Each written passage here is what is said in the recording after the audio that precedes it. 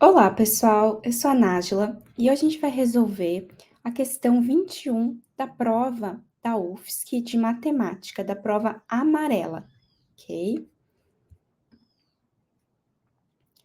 Então vamos lá. Primeira alternativa. Em uma pequena fábrica de bolas, 4 máquinas juntas produzem 1.000 bolas em 15 dias.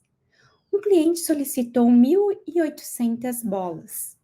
Se a fábrica adquirir mais 2 máquinas trabalhando com a mesma capacidade de produção das existentes, então serão necessários 18 dias para atender o pedido do cliente? Então, para resolver isso, nós vamos colocar aqui as 3 variáveis que são apresentadas: máquinas, bolas e dias. E a gente vai completar com os valores. Olha, ele fala assim, que ele coloca 4 máquinas são utilizadas para produzir 1.000 bolas em 15 dias. Um cliente solicitou 1.800 bolas. Se a fábrica adquirir mais 2 máquinas, então ele vai ter 6 máquinas agora. E aí ele quer saber quantos dias serão necessários. Então, isso aqui é uma regra de 3, só que na verdade aqui é uma regra composta, né? Então a gente tem aqui 6 elementos para a gente colocar no nosso cálculo. E para resolver isso, nós temos que fazer uma análise para saber se as variáveis são diretamente proporcionais entre si ou inversamente proporcionais entre si. Então, para isso, a gente vai fazer a seguinte análise. Nós vamos observar que a gente vai usar flechinhas, vai ficar mais fácil a gente pensar assim. Se eu tiver que produzir mais bolas, eu vou precisar de mais dias trabalhados. Então, são grandezas, bolas e dias são grandezas diretamente proporcionais. Agora, nós vamos comparar quem com quem? Dias com máquinas. Por quê? Porque a gente sempre tem que comparar quem que tem aqui a variável, na verdade, não sempre, mas é um jeito da gente fazer, pensar que é a variável que a gente quer calcular com a outra grandeza, que no caso aqui vai ser máquinas. Então, nós vamos observar assim: se eu tiver mais máquinas, eu vou conseguir produzir essas bolas em menos quantidade de dias, certo? Então, vocês conseguem ver que é uma grandeza, são 2 grandezas inversamente proporcionais? Então, quando acontece isso, se tem uma flechinha para cima, a gente vai colocar aqui uma flechinha para baixo, né, invertendo o sentido. E aí, para a gente fazer esse cálculo, ele é muito simples. A gente vai colocar aqui, ó, nós comparamos aqui com a variável, 15 está para x, igual, como as bolas são diretamente proporcionais aos dias, então a gente vai colocar exatamente 1.000 está para 1.800, vezes. Agora, nesse caso, essa aqui é inversamente proporcional. O que a gente vai fazer? A gente vai inverter. Vai ficar 6 sobre 4. Então, agora é só a gente calcular aqui como é que vai ficar. Ó, dá para cortar esses zeros, esses 2 zeros aqui. Dá para a gente simplificar esse 6 com esse 18. Ó, divide tudo por 6, aqui sobra 1 e aqui sobra 3. E aí, aqui a gente vai ficar com 15 está para x, assim como 10 está para 12. Aqui eu não vou simplificar mais, porque vocês vão perceber aqui que vai ter uma divisão por 10. E divisão por 10, 12 vezes 15 dá 180. Ó, vai ter uma divisão por 10. Divisão por 10, ela é bem tranquila de fazer. A gente vai ter 180 sobre 10, que é só cortar o zerinho aqui. E a gente chega em 18 na nossa resposta. Então, a alternativa é verdadeira. Serão necessários 18 dias para atender o pedido do cliente. Então, essa alternativa a gente vai colocar como verdadeira. Ok. Então, agora nós vamos para a próxima alternativa, que é a alternativa número 2.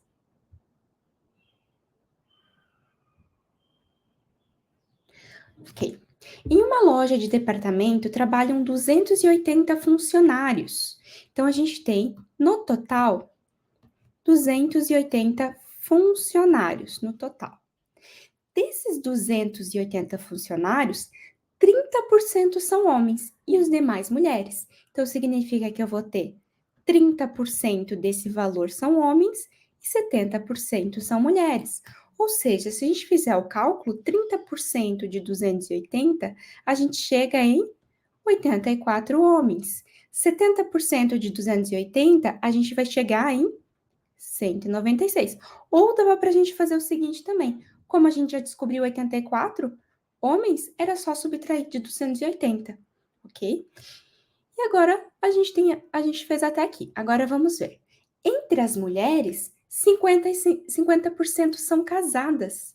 Então, quantas mulheres são casadas? 50% é metade desse valor, certo?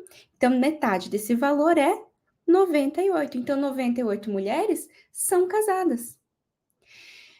Se 60% do total de funcionários são casados, então 60% do total. Então, vamos calcular aqui, ó, 60% de 280. Para quem tem dificuldade aqui, ó, monta a fração 60 por 100 vezes 280, aí vai ficar aqui uma multiplicação e uma divisão, e a gente vai chegar em 168. Então, eu sei que 168 pessoas são casadas no total. E ele quer saber quantos homens são casados, então. Então, se 168 são casados, né?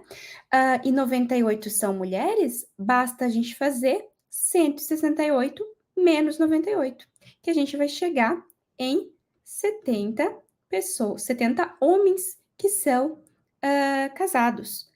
E aí ele quer saber na verdade, quantos homens não são casados. Então, se eu tenho 84 homens no total e 70 são casados, 14 não vão ser casados. Então, essa é uma alternativa verdadeira também.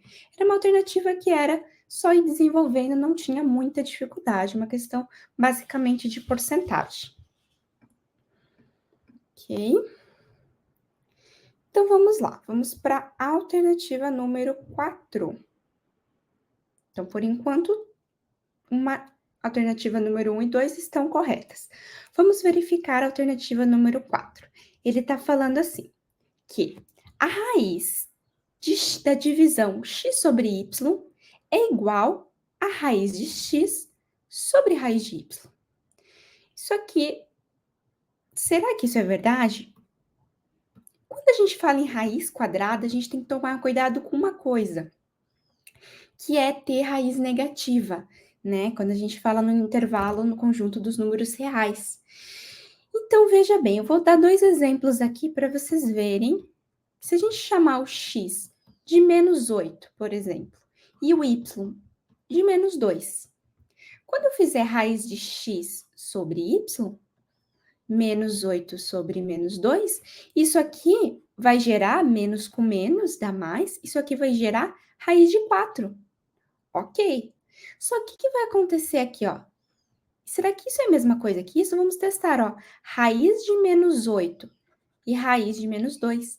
Raiz de números negativos a gente não tem no conjunto dos números reais. Isso aqui entraria nos números imaginários, nos conjuntos dos complexos. Então, essa afirmação, ela é falsa. Então, isso aqui a gente não pode dizer que é igual a isso, ok? Então, essa é falsa. Colocar um xizinho vermelho é sempre quando é falsa e o verde é verdadeiro. Ok. Muito bem. Vamos fazer a alternativa agora número 8, que era uma questão de desenvolvimento aqui matemático. Vamos observar o que ela está perguntando. Ela está falando assim, ó, se x é y na z e y é meio elevado na menos 3, mais 32 elevado na 3 quintos, e z é esse monstrinho ali, então x é igual a mais ou menos 4. Então, vamos ver como é que a gente pode desenvolver essa questão. Ele quer saber o valor de x. Para saber o x, eu preciso do y e do z. Então, vamos simplificar esse y. Esse y dá para a gente simplificar. Y é igual a meio na menos 3. Sempre quando eu tenho expoente negativo, eu posso inverter a minha base e ele automaticamente ele fica positivo. Então, eu vou inverter, vai ficar uma fração 2 por 1, que é a mesma coisa que 2. Então, vai ficar igual, y igual a 2 ao cubo. E 2 ao cubo é 8. Então, a gente achou o y, bem tranquilo. Ah, não achamos o y ainda. Agora que eu vi que a gente tem essa segunda parte aqui, gente. Mais 32 elevado na 3 quintos, tá? Então, essa primeira parte aqui, ela realmente deu 2 ao cubo, né? Deu 8 aqui. Vou colocar como 2 ao cubo.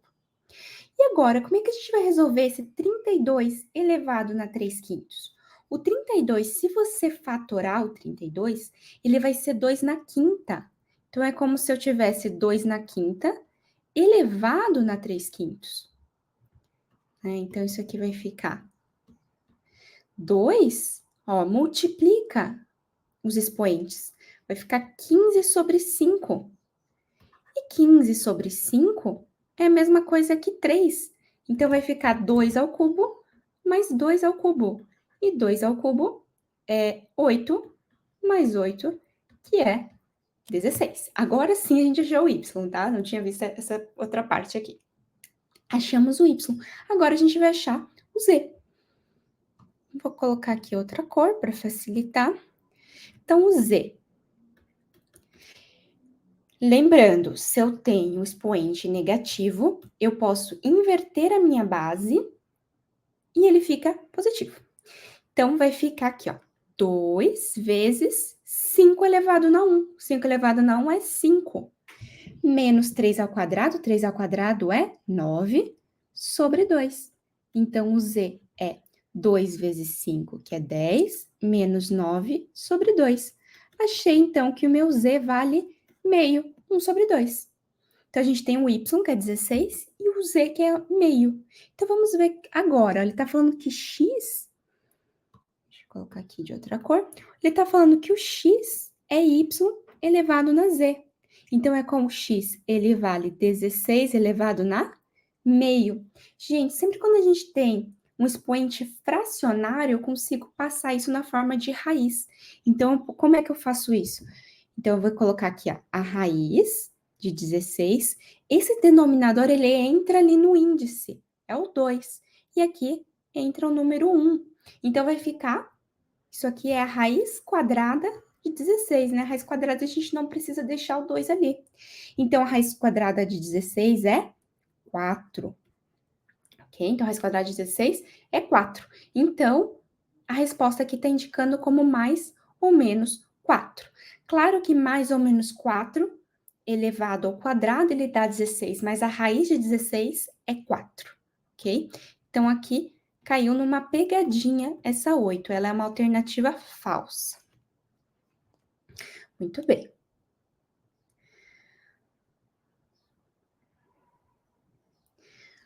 Agora, a gente vai resolver uma questão aqui, que é uma questão envolvendo conjunto dos números imaginários, números complexos.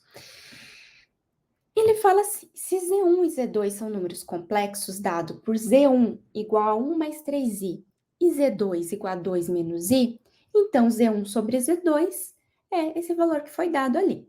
Então, a gente tem uma divisão de números complexos. Quando eu tenho uma divisão, eu vou fazer da seguinte maneira. A gente vai montar a fraçãozinha, então vai ficar, ó, Z1 sobre Z2 é a mesma coisa que 1 mais 3i dividido por 2 menos i. Quando eu tenho uma divisão, eu tenho que transformar isso numa multiplicação. Como é que eu vou fazer isso? Eu vou multiplicar em cima e embaixo pelo conjugado do denominador. O que é o conjugado do denominador? Eu vou trocar o sinal da parte imaginária, ó. 2 mais i, 2 mais i e 2 mais i. Então, quando eu tenho uma divisão, eu vou multiplicar o numerador e o denominador pelo conjugado do denominador, que é só eu alterar o sinal aqui da parte imaginária. E agora a gente faz o chuveirinho aqui, né? Propriedade distributiva, ó. Esse com esse, esse com esse, esse com esse, esse com esse. Então, todo mundo com todo mundo aqui, ó. 1 vezes 2 dá 2, 1 vezes i dá i. 3i vezes 2 dá 6i. E 3i vezes i dá 3i ao quadrado, ok? E lá embaixo vai ficar... Se vocês verificarem, isso aqui é aquele caso de produto notável, quando eu tenho A mais B vezes A menos B, né? Eu tenho uma soma multiplicado por uma diferença, né, dos mesmos dois números. Eu posso resolver aqui direto, fazendo o quadrado do primeiro termo, que é 4, menos o quadrado do segundo termo, que é o 1 ao quadrado, i ao quadrado. Lembrando que você pode fazer a distributiva sem problemas, igual a gente fez no numerador aqui, faz a distributiva que você vai chegar nesse resultado aqui. A gente vai ter, vai abrir ali um mais 2i, menos 2i, que eles vão se anular, ok? Agora vamos juntar. E a gente tem que lembrar de uma coisa, que i ao quadrado é sempre menos 1. Então, eu vou substituir isso aqui por menos 1 e isso aqui por menos 1. Então, eu vou juntar tudo que der para juntar e eu substituo aquilo ali por menos 1. Né? Isso aqui é um i. Então, vai ficar, ó, 2 mais 7i. Aí, aqui, ó, se isso aqui é menos 1, concordo que vai ficar um menos 3, né? Aí, aqui vai ficar, ó, se isso aqui é menos 1, não é que, na verdade, aqui, não é que eu tô subtraindo, é que isso aqui representa menos 1, tá, gente? Não é um menos 1 aqui. Então, vai ficar, ó, 4 mais 1, porque menos com menos vai dar mais.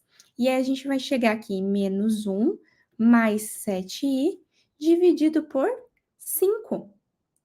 E aí, se a gente abrir isso aqui, separar número real com imaginário, dá pra gente separar isso aqui, que ele vai ficar menos 1 sobre 5, mais 7i sobre 5. Então, a parte real aqui e a parte imaginária, que é perfeitamente como foi dado na alternativa. Então, é uma alternativa verdadeira. Ok? Muito bem. Vamos para 32, já a última alternativa dessa questão aqui. Tá? É uma questão, talvez ela só fosse a alternativa mais longa da questão, que é uma alternativa que envolve inovação consciente. Então, vamos desenvolvê-la aqui. Para a gente resolver, nós vamos fazer o seguinte. Nós temos duas divisões, uma divisão em cada lado, certo? A gente vai passar esse aqui, vamos passar lá para a esquerda. Vai ficar dessa forma assim, ó. 3x mais 1 menos 5 sobre x menos 2 maior ou igual a zero. E eu fiz isso com qual objetivo? Com o objetivo de aparecer o zero aí em um dos lados, que aí a gente consegue trabalhar bem com inequação. Então, eu tenho aqui uma subtração de frações, dá para a gente tirar o mínimo múltiplo comum. O mínimo múltiplo comum vai ficar x mais 1 vezes x menos 2. Então, você vai pegar esse termo, dividir por x mais 1, vai sobrar quem? X menos 2. E vai multiplicar por 3. Então, vai ficar 3x menos 6 aqui em cima. Vamos fazer a mesma coisa aqui. Esse termo dividido por x menos 2 dá x mais 1. X mais 1 vezes menos 5 vai ficar menos 5x menos 5. Ok, maior ou igual a zero. Então, vamos juntar o que dá para juntar aqui. Vai ficar menos 2x menos 11 dividido por x mais 1 e x menos 2. Se a gente multiplicar aqui, aplicar a propriedade distributiva, a gente vai chegar em x quadrado menos x menos 2. Então, chegamos aqui numa inequação quociente. Como é que a gente vai resolver isso? A gente vai trabalhar, a gente vai tentar achar as raízes, que é onde corta o eixo x, a gente vai tentar achar as raízes dessas equações aqui. Elas vão ficar assim da seguinte maneira, ó. Aqui o eixo x. Dessa primeira aqui. Então, menos 2x menos 11, eu vou igualar a zero. Ó, vou colocar... Deixa eu fazer o seguinte, vou colocar aqui, ó. Menos 2x menos 11 igual a zero. Então, eu quero saber qual ponto ele vai zerar, que é onde a minha função ela vai ter a transição do negativo para o positivo, ou do positivo para o negativo. Então, vai ser aqui. Se você isolar, a gente vai chegar em x igual a menos 11 meios. ok? Então, a gente tem essa aqui a primeira. Vamos já fazer a segunda. Aqui dá pra gente fazer por soma e produto, ó. Uma equação de segundo grau. Essa segunda aqui, ó. A soma é menos b sobre a. Menos b sobre a é menos 1. Então, a soma tem que ser, tem que ser 1 positivo, né? Menos b sobre a. E o produto tem que ser menos 2. Quais dois números somados dão 1 e o produto dá menos 2? A gente pode pensar que é o 2 e o menos 1. Então, as raízes que eu vou ter aqui vai ser menos 1 e 2, conjunto aqui das minhas raízes. Agora, a gente vai colocar isso lá no gráfico, nas retas. Aqui, aqui e aqui. Então, vai ficar assim, ó. Menos 11,5, vou colocar aqui mais ou menos. Bolinha fechada porque eu tenho igual a zero. Menos 11,5. Se a gente for pensar, essa aqui, a gente pode pensar como se fosse, eu gosto de puxar um pouco para a função, que fica mais fácil da gente visualizar pelo gráfico. Olha só, a gente pode pensar que aqui a nossa inclinação ela é negativa, então como se eu tivesse uma reta assim, ó, que ela tá descendo. Então para cá eu tenho valores positivos e para cá eu tenho valores negativos, ok? E aqui eu tenho as raízes, menos 1 e 2, vou colocar aqui. Menos 1 e 2 sempre coerente, né? Eu não posso colocar, eu tenho que ser coerente com os valores que eu coloquei acima. O que eu quero dizer com isso? Que tem que ter uma lógica. Então, se aqui é menos 11,5, vou colocar o menos 1 aqui. E o 2 aqui. Gente, por que eu tô colocando bolinha aberta? Bolinha aberta é quando eu não incluo. Porque eu não posso ter valores. Não pode ser menos 1 e não pode ser 2. Por quê? Porque se isso aqui for menos 1 com 2, vai zerar o meu denominador. Eu não posso ter denominador zero. Então, por isso que eu vou deixar a bolinha aberta aqui. A minha parábola, ela tá feliz. Lembrando que a parábola feliz, assim, né? E a parábola triste, ela tem esse formato. Então, se ela tá feliz, ela vai ter esse formato aqui. Então, positivo, positivo, positivo. Menos, menos, menos. Mais, mais, mais, mais. Vou continuar aqui. E aí, pra gente...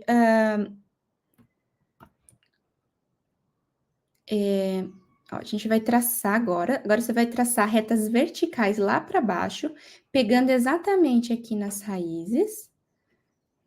E a gente vai observar qual que é o intuito aqui. Aqui é positivo, essa parte é positiva, negativa, negativa, negativa. Essa parte é positiva, essa parte é negativa, essa parte é positiva. Então, a gente vai ver, ó, é uma divisão. Então, se eu tenho um valor positivo dividido por um valor positivo, eu vou ter um valor positivo. O negativo com positivo, eu vou ter um valor negativo. Menos com menos vai dar mais, menos com mais vai dar menos. E aí, a gente quer o quê? Valores, intervalos, onde essa divisão aqui seja maior ou igual a zero. Ou seja, qual o intervalo que eu quero? Eu quero esse intervalo aqui, que vai lá para o menos infinito, e esse intervalo aqui, que é o intervalo intra. Como é que a gente vai escrever isso? Então, vamos lá. Quando é intervalo aberto, ó, ele vai por infinito. Então, ele vem, na verdade, ele vem lá do menos infinito. A gente sempre escreve com intervalo aberto, infinito, ok? Que é com o parênteses ou colchete desvirado. Eu gosto de colocar parênteses. E aí, ele vai até onde? Ele vai até o menos 11,5.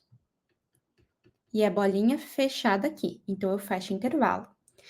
União com esse trechinho aqui. Esse trechinho, ó, ele vai de menos 1 até 2. Só que são intervalos abertos. Menos 1 até o 2 aberto, que foi o que eu expliquei. Eu não posso incluir eles. Se eu incluir eles, vai dar problema aqui no meu denominador. Então, a resposta seria essa. E na alternativa, ele só deu o primeiro intervalo, que seria essa partezinha aqui. Então, dessa forma, a gente vai classificar a alternativa aqui como falsa. Ok? Então, quais eram verdadeiras? 16 mais a 1 e a 2. Então, o gabarito aqui, ele vai ser 19 dessa questão. Então, questão 21. Gabarito 19, ok? Pessoal, muito obrigada. No próximo vídeo, a gente resolve a questão 22 da UFSC.